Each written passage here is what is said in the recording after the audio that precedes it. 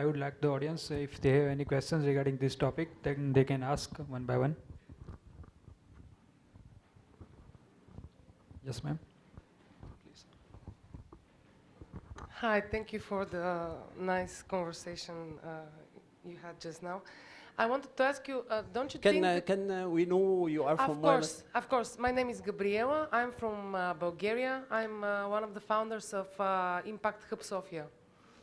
So I wanted to ask you, we know that with the development of technology and science, don't you think that also there will be new questions regarding morality and spirituality? Because as we discover new things, maybe we can become spiritual and more spiritual enough to overcome these challenges now, but there are more and more challenges coming with every discovery that we have. Don't you think that this, let's say, fight between good and evil, let's say it like this, just to generalize it, don't you think it's a process that it's all the time? We cannot just receive this clarity and this enlightenment and just stay like this. We have to evolve every time when there is a new discovery, for example.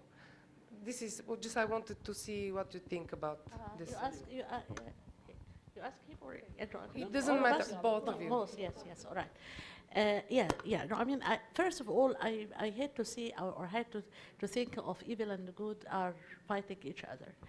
I imagine that it's what we call evil is just lost, is ignorance, is the people who don't understand. And that's why, maybe what I said was very academic or choose some kind of terms and so on, but it's what's behind is that the core of change that should be core of how we think of ourselves in relation to nature, in relation to ourselves, in relation to each other. So this is a very core thing. And what we call morality is also very deceiving word, because we have that kind of set of mind, sometimes we dogmatize morality. And we need to be just flexible enough to interact with, from the deep of our heart. Making our experience is the dominant thing and it's coming from love. So instead of thinking about good and evil and bad and not bad or something, we have to think of how to really connect. And connect deeply first within ourselves. So then we will discover that it's when we realize who we are, then we realize that we are not individual, one human being. We are we. That's which my husband was saying, that we realize that on the human foundation. By the way, I am a founder of a foundation which is called the Human Foundation. So deep in our heart, we are on that level of foundation, on the human foundation, we are actually connected. We are one humanity. So when we move from that kind of, of that consciousness, then we are doing good for ourselves, for the world. That's very inspiring in science, in our relationship in family, in any social work, in liberation movement, in anything, in any way, because we know that we are not fighting against the other. We are fighting for, and I am using fighting just metaphorically, we are fighting for the others, because we are part of them, and we don't see them as separate from us. So, in science, what was my husband was talking about, genetic engineering, that's very scary. That's a very scary field, because it can be, it can be very useful. It can be very harmful. So when we are spiritual illiterate, then that kind of advancements in science, maybe it's going to be very harmful. So we have to be spiritually literate. We have to really think about our own spirit. Not that doesn't mean that we have to stop all the advancement in science, or to say to the scientists, no, don't work in this direction or that direction. But parallel to that kind of advancement, we have to change our mindset, which I really started thinking, because we are living in the culture of modernity. Modernity became a culture, never mind, and it creates some kind of conflict between tradition and what's going on in science. And that shouldn't be happen, because both should be really, there is no something like old wisdom and modern set mind of modernity. There is only ignorance, and then we have to reconcile between the spirit and the science, between the knowledge and the moral things, if we can speak. That's what I have. But my husband wants to say something. So I'm sorry. Let me take the mundane aspects of this. In science, we've been in fear of new knowledge through our history, through the voyage of human on this earth. Anything new, we get afraid from. When the first car started moving on the streets, people were running. This is a monster, because they were accustomed on the horse and the carriage. I mean, the train, the plane, you can name it. But nowadays, we are going to face things which we have never seen. The breakthroughs in nanotechnology, which, I mean, we have labs dealing with nanotechnology in agriculture, but we are calling for now safety committees for nanotechnology, because the nano machine, which can make transformation in the cell, if you eat it, then what will happen? I mean, we need to know exactly what's with responsibility. What this nano machine, if you change the nature of an element, even gold, if you change it to nano gold, it's totally different. The behavior of the particles are different from the particles which relate to the gold. And in genetic engineering, the same. Then we have to act with responsibility. But without fear, scientists has to explain the pluses and minuses. And if we don't have the courage to use science and to assess the risk, we're not going to move. And therefore, we can take new science, but with reasonable assessment of the risk. Of course, there was a lot of phobia in NGOs regarding the genetic engineering in plants. Nothing happened. We have never heard about anything happening from the soya bean, which is genetically modified. Nothing. No harm up till now happened.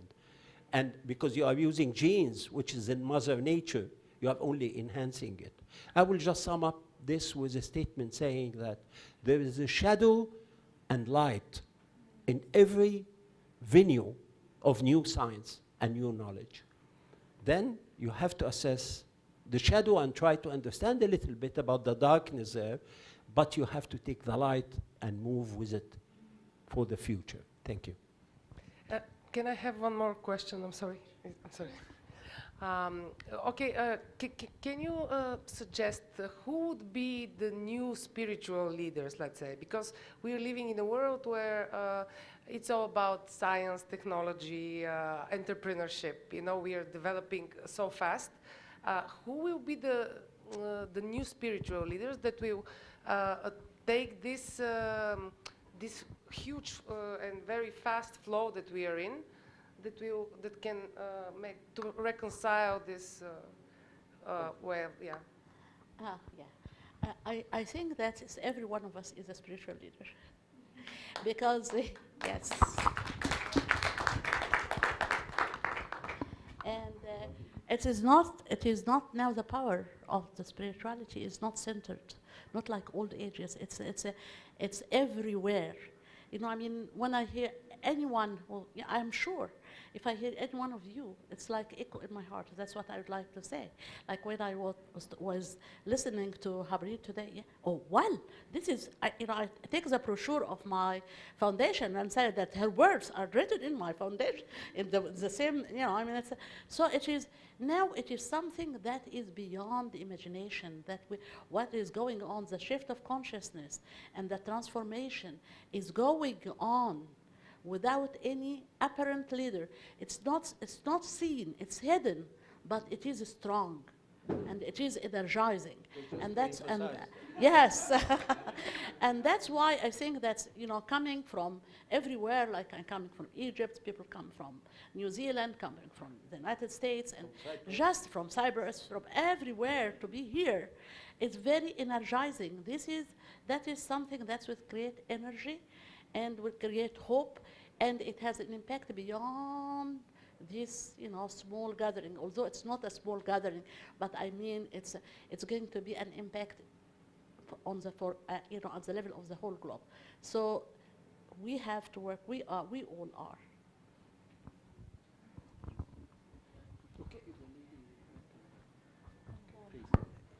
I've got a couple questions, but I'll limit it to one.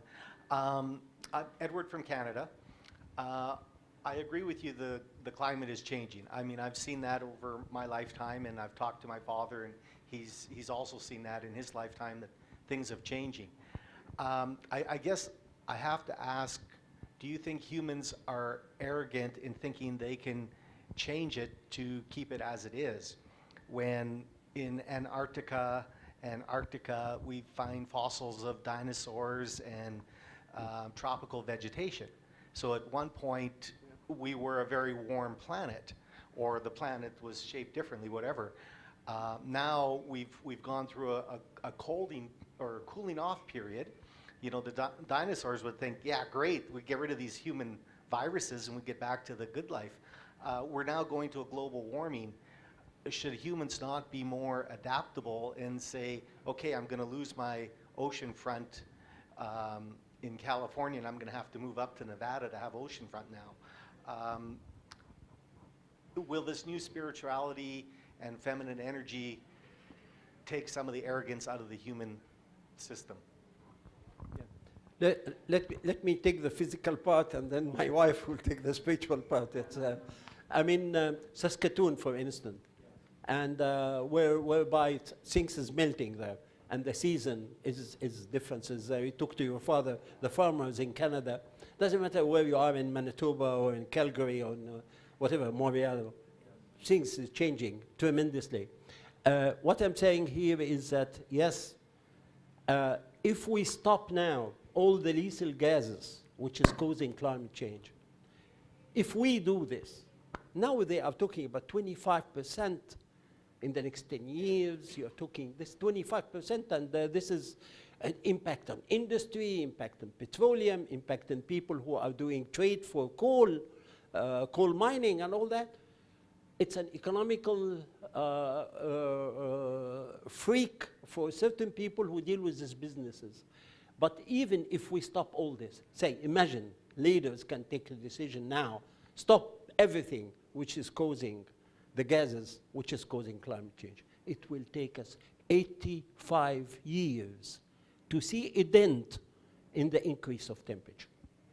Therefore, we're putting brakes, but the brakes was 2 centigrade, this was 10 years ago, and now we are hoping not more than 4 centigrade by year 2040. There was a report from the World Bank who say why we should avoid having a world with more than 4 centigrade. This is a reality. But in order to cope with this, we need a lot of knowledge, and share the knowledge with from the sinners to the victims. The victims are always in the developing countries.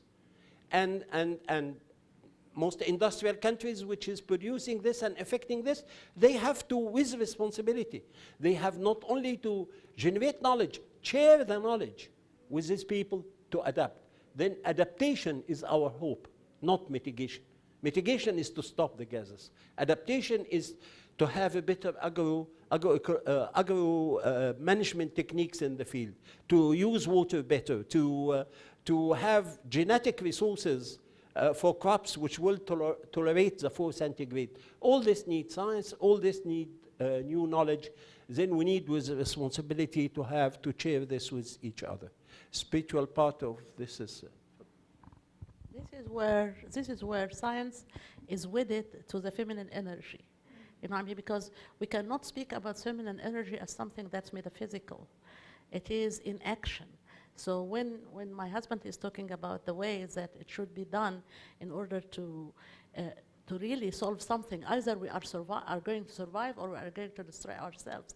So the collaboration and then the compassion and the love, and then this is a motivation behind any action. And then never mind if you call it, feminine, or we don't call it feminine, but they're just coming together, and being responsible for all. I'm responsible, everyone is responsible for what's going on in the climate change. When I leave the light on and leave my room, I made something that's very bad, because I think that it's another mind. It's 5 minutes and I'm coming back. For 5 minutes for everyone who is going to do the same thing is going to count. So if with that kind of awareness, with kind of that I'm not going to open the tap while I'm washing my face or something like that, and then just using what I need, that kind of appreciation and gratitude. Every day when we come up and then we find that we have the light, we have the air condition, we have all this kind of facility which is really giving to us through science, and we have to be grateful for what we have, and then we have to keep that. So it's a kind of, it's an everyday life to keeping, it's not arrogant, but it's an everyday life to take the responsibility for doing our duty, our responsibility, and to be aware of the threat which is coming. And it is that from everyone, the scientists, they are doing their job by searching how to do it, what can we do, and then the politicians, they have to take the same responsibility if they have this feminine power behind them, because feminine power is not something that's related to men and women. It is a quality of compassion and love and relationship. So this is something that we have. We need it very much, and as well the same thing. It's the same need, not less than progressing and advancing in science to solve our problems. Hello, my name is Kim Conrad. I'm from Colorado, and it's more just wanting to say a thank you. I had a huge aha. When you were talking about an answer to her question about new spiritual leaders. I talk a lot about knowledge is only rumor until it becomes our body, and we become it. And when you said that we are all spiritual leaders, I saw our entire earth body and the universal body actually becoming through us as spiritual leaders. So it really truly is becoming the whole body. And I thank you for that. Yeah. Thank you very much.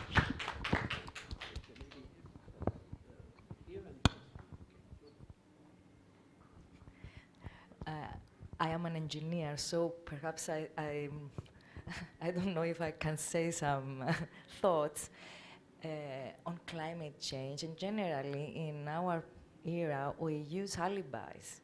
Of course, there is climate change, and of course, fossil fuel gases are creating problems. This is certain. But also, we have I'll take the example from Egypt that I worked for several years. Egypt wanted to increase the production of crops. Aswan Dam has been constructed.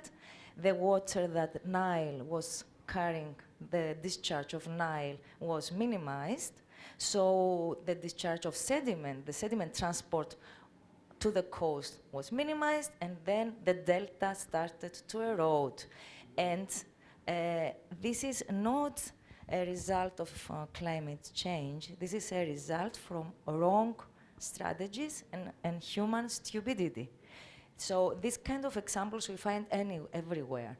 So for me, being an engineer and expert, I would say, in climate change and coastal dynamics, I'm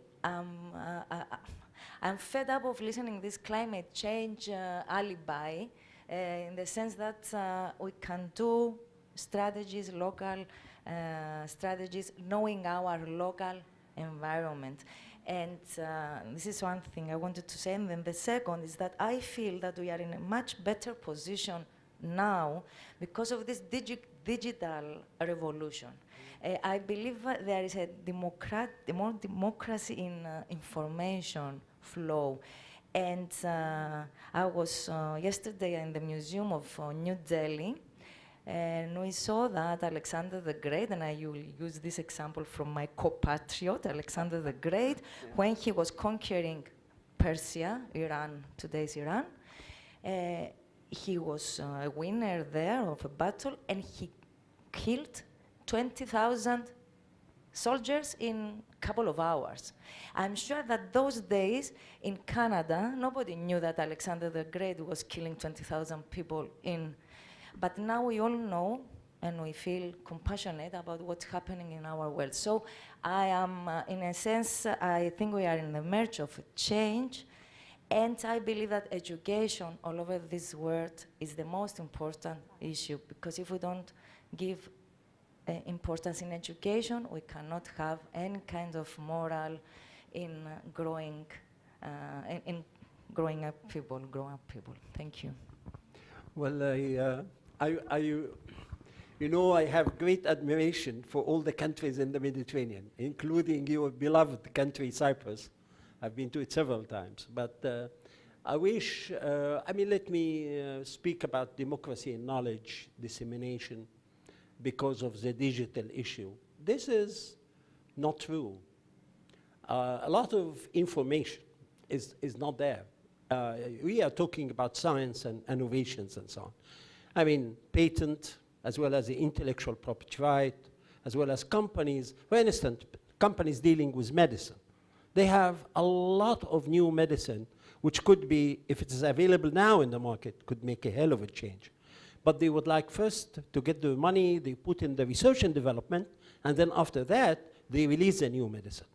And therefore, it's not simple. It's not simple. There is barriers. And the barriers will never come down if we don't see ourselves as one. Because it's my company against other company, it's my nation against other nation, it's our African pride against other ethnicity. This cannot be helped. Even people who are occupying countries now, they make justification. We have one single example which is still persists up till now. This is, for me, it's savagery as it was before. Cannibalism is still there. Aggression from man to man is still there. It is in the Middle East. We live it. It is everywhere in the world. I've been working in Latin America for years. It is there. Then we impose aggression. But the physical issue is beyond the engineers. Because now you cannot cope as an engineer with increase of 3 meters in the sea level. Because this, with the wind, it will increase the dynamics to 7 meters. And who can afford to put a levee for this? In Venice, Venice is threatened to go down. And other countries in the Mediterranean, we worked on the Mediterranean on what we call physical adaptation for the Mediterranean countries. And we talked about how we close the sea of the Mediterranean and so on. But this is apart from this. It's, if you're giving an example in the delta was done to increase, yes, we don't have good quality shrimps as it was before. You have erosion in the delta, it's fine, but climate change is far beyond this. The threat of climate change is far beyond this. It's frightening. And the more you know about it, really it's frightening. And it cannot be stopped without a collective political will from everybody. Not ignoring it, not brushing it under the table, because the threat is very real. I will stop here. Just a clarification. I don't want to be misunderstood. I don't say No. that there are no climate changes. I say that several times climate changes are used as an alibi for not taking Oh, no, we are against this. I am with you on this. Okay. If it is used as alibi, I am against it, yes. But if it is real threat, it's fine. Yes. Okay. The idea you were speaking of earlier that the world is one, and we should use we instead of me against them, I believe and I preach every day. But I've been asked this question before, and I've answered it in the form as, you lead by example. What would you do, or what would you say to someone who is in disagreement with you, who believes that the world can't change, it's always me against them, and they have this form of mentality, and you're speaking to this person, you have to show them the compassion that the world should and can possibly have? What would you say to a person? And for me, very quickly, keep at it. Don't listen to him. I feel that he is a victim to something, to illusion, and I wouldn't go in discussion or dialoguing about that I am right, he is wrong, but I would just, show compassion and respect, and at the same time be who I am, because the energy that you give when you are in peace with yourself is more powerful than any words that you are going to say.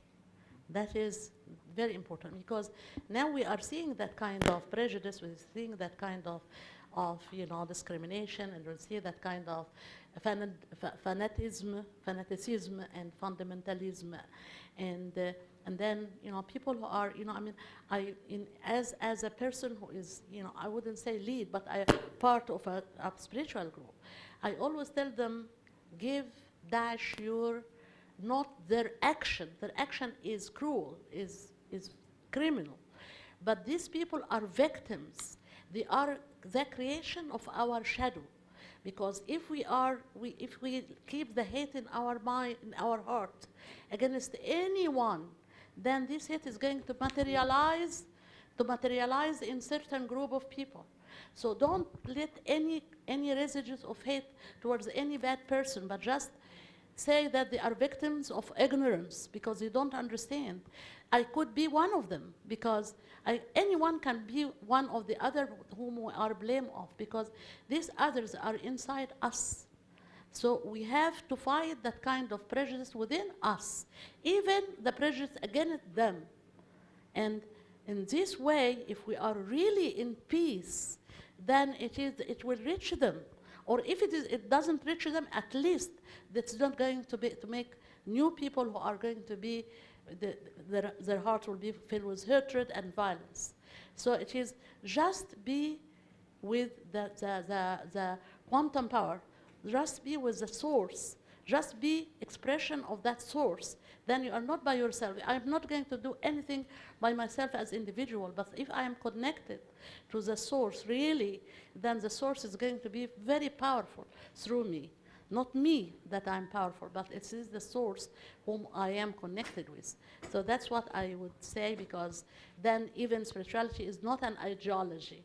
It's an experience and it's life. You live as a spiritual being, you live with that kind of connection, then you are able to spread love, not because of anything, because you keep that connection.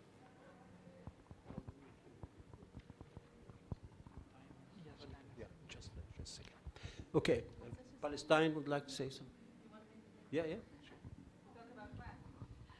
I think what you have said, it's very something idealist. I think it's humanity and peace are very complicated notions today in this world, and I think that the challenges are very, very big. So it's very good and it's very positive to think in this way. But I think the reality now is giving us so many, or putting us in so many challenges that it maybe keep us very positive and peaceful. But I think that the world outside it's not the world that we have known before, like 20 years ago. So it's great, but I think I'm coming from a place of conflict, so I see that even these words and this concept is not exist anymore. So how can we really challenging ourselves with these notions and concepts? And although of the hard reality, we can really change the world with this concept, with your concept. Thank you. Okay, you say something, but just I will leave here just a summary of 2 books for Dr. Aliaa. One of them, A Force Such as the World Has Never Known. This is Woman Creating Change. And then the other book called The Root of All Evil, but we don't have plenty of summaries. Please, if you would like to take any quotes of it, I will leave it here, as well as this pamphlet for one of the book you can take. You have a very limited number. You know, I have to respond to this, to your comments, because it's very important. You know, in this book, which is The Root of All Evil, I shared the author in this book was an Israeli officer, and American, and myself as a Muslim. And then, you know, I mean, from the witness, from what the Israeli Rachel Falik wrote in this book, I feel that I am really optimistic about, you know, that kind of concepts of the energy which I am advocating is going to be, this is the only solution, as a matter of fact. Yes, it seems like we are dreaming. It seems like it's something that is, we are dreaming of something of a word, of a utopian word. It seems like that. But as a matter of fact, looking at what's going on in the world, as I said, from the hidden, from that kind of energy, from coming here, all these women, from watching the shift, for example, there is a kind of shift movement in the internet, from, you know, from many people around the world, from self-development, which is spreading everywhere, from, you know, from my foundation, where people are really hungry for spirituality. From all what I can see, these are signs. Change is not going to happen tomorrow, but it is, if we hold hope, then we are pushing that change forward. If we lose hope, we are not going to change anything, and then the situation is going to be worse. So I am not a dreamy, I am not a utopian. I am keeping hope, keep working. I know in my country the revolution did not change, you know, didn't go the same way that we expected as Egyptian, but that will not stop me from working, will not stop me from doing something for, you know, my country. Maybe it's going to will not show tomorrow, but I'm sure it's going to reap its fruits in the future. Thank you. Thank you, sir. Thank you, ma'am, for giving such good thoughts. Thank you, all of you, for being part of these sessions.